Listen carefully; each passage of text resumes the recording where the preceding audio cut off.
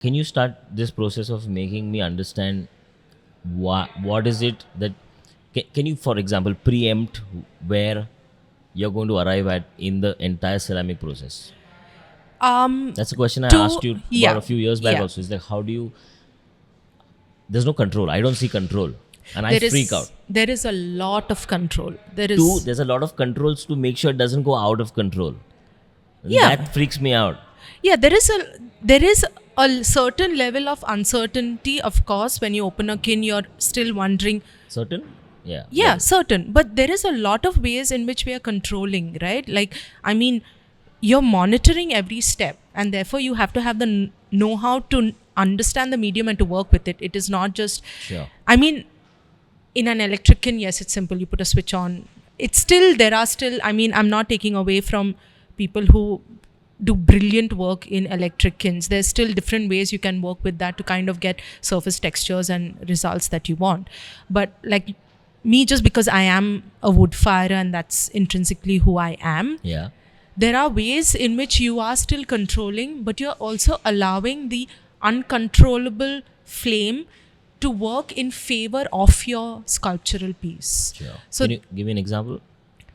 so the way you load inside inside a wood-fired kin, right? You're placing pieces one over the other, and you're also creating shadows of one piece on the other, which means your flame is going to particularly move in that way, where you get these little comet kind of fire marks on your pot, and those are all purposefully created so that you get them. I didn't know this. I didn't know this. Yeah, I thought it's just, no, it's loaded so that it's a big fluke. no, that's the thing. It's not. All those flame marks that you I'm get, they've listening been now. the flame marks that you get on your pot. They have been purposefully placed in a kin in a particular way to get them.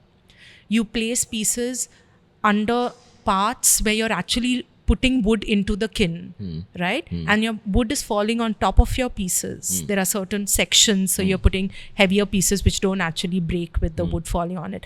But what happens over there is ash accumulates, and you get a thing which is called as crud, which is almost like really rough, pumice, stony, textured feel on your pot, and you're purposefully doing it. Yeah. You want your this pot to have a crud at this level, so you're doing that.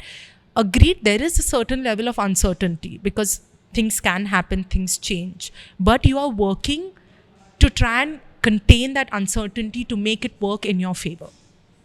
Have you like really messed up in your career? It's like somehow some pots, like an entire series, like I'm sure there are so many errors. There are a lot of errors, but it's You not must so be having many. a lot of bad days.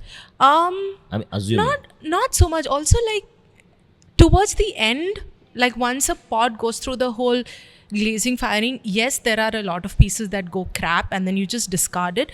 But there's also this, and I think this has also come from the way we were taught, right? So again, I started my career as a potter, throwing pieces, basics tableware, right? Okay. And what we would do is in the day, we would prepare the clay, which is called wedging your clay. We would make 20 mugs in a day. In the evening, either the person who's training us would come and see it or not come and see it. We would break all our pieces, recycle the clay, start afresh the next day.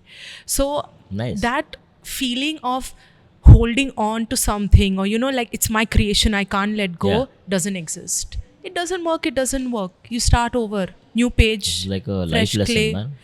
It teaches you endless patience, endless letting go. Endless patience, endless letting go. Letting go. You just you can't do anything Can't about hold it. on to things. You can't. And why hold on to it? You have the capabilities and the skill sets to make something better. If this seems not so great, the best thing to do would be to catch it before it actually goes through the firing process, recycle the clay, make something new out of it. Even post that, if something goes wrong, it goes wrong. You try and wanna, of course, keep that to the Yeah. minimum, but Yeah. it just does.